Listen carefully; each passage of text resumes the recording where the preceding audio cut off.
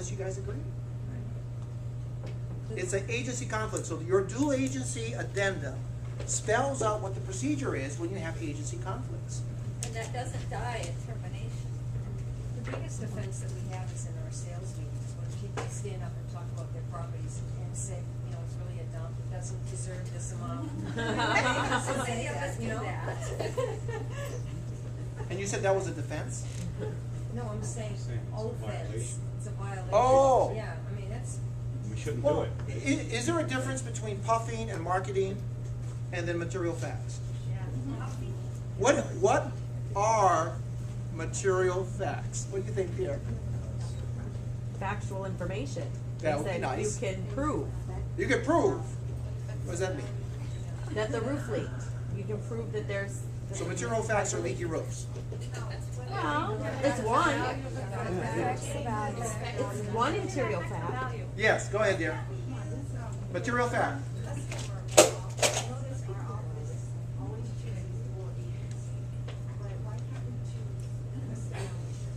I don't think you choose customer. Nobody can hear. The question is, why are we using dual agency? Why don't we make people customers as opposed to clients, correct? Well, if we represent the seller and someone comes into an open house and say, hey, you know, I represent the seller and you be the customer.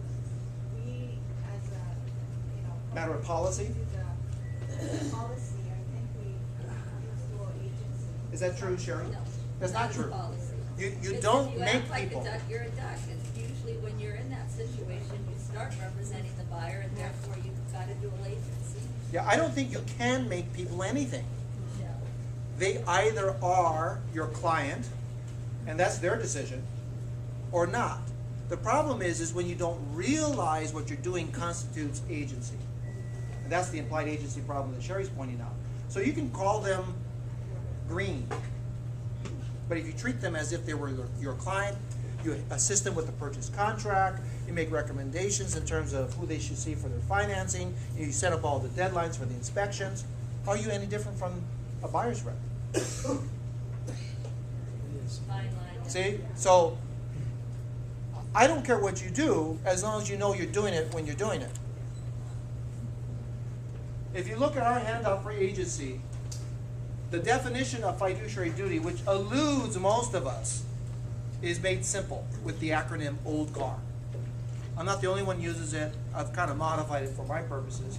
But O is for obedience. L is for loyalty. D is for yeah.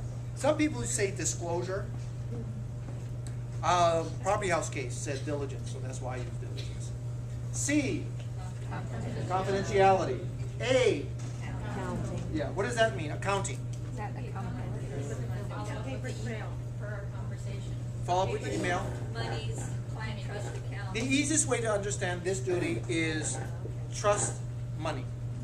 You have to account for, in the property management situation, for example, security deposits, you have to be. But in the more general sense, yes, you do have to account for your actions to your client. And then finally, reasonable care. We talked about that. So, Kimo, Yeah. how does you were talking with Dan and saying that if the buyer's rep is asking Dan that if there's a leak in the roof, Right. Dan has to be honest. How is Yes. that not breaking confidence or breaking the Right. fiduciary Then responsibility? Dan How has does to that make differ? sure that he has a conversation with his client Okay. and he gets permission from the client. So, If the client says, no, don't disclose the material fact, then we go through the drill that we talked about. Presents a conflict, it's an illegal instruction, you, with Sherry's advice, would terminate the relationship with the client. But it doesn't mean that you can take those secrets that you obtained during that fiduciary relationship and then give it away, or spill the beans. If you do, there's a risk. Am I saying that we never do that? No. I have job security. It happens all the time. If you folks listened to me and went through the 4 steps, I'd have to find another job. So we wouldn't sell anything.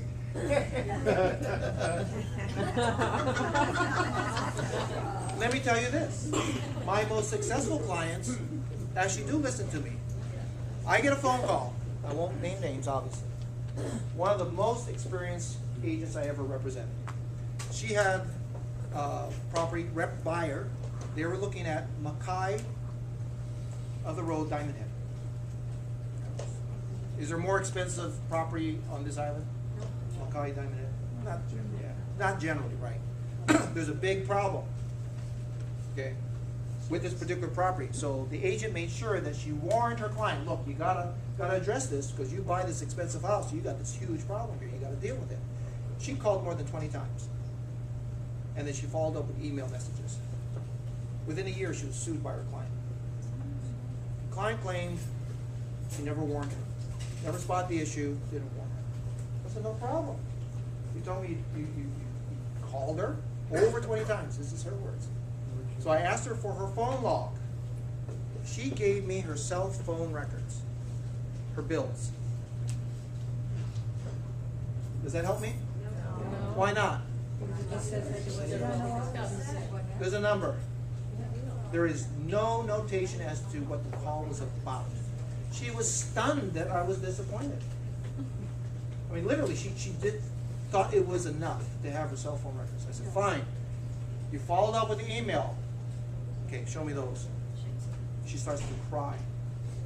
Her company doesn't have enough storage space in the computer.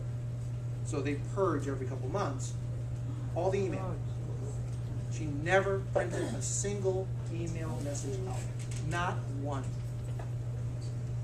We have a lot of storage here, yeah? Career ending. Career ending. It was phenomenally expensive, and she cannot practice anymore. So, word to the wise. Print out the email.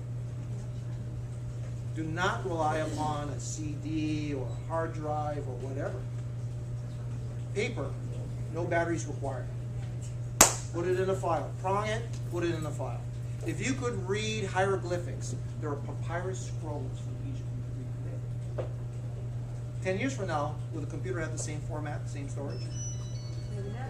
How many of you use floppy disks at one point in your life? Do you use them now?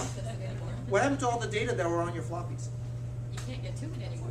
Can't get to it. What about the data that was on the hard drive of the computer you had 3 generations ago? Gone.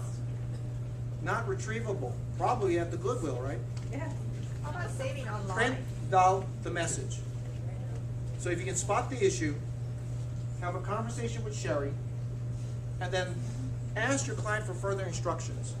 Document all the above. You're going to be much better off than you would otherwise. Statute of limitations. Statute of limitations. I always get that question. Statute of limitations.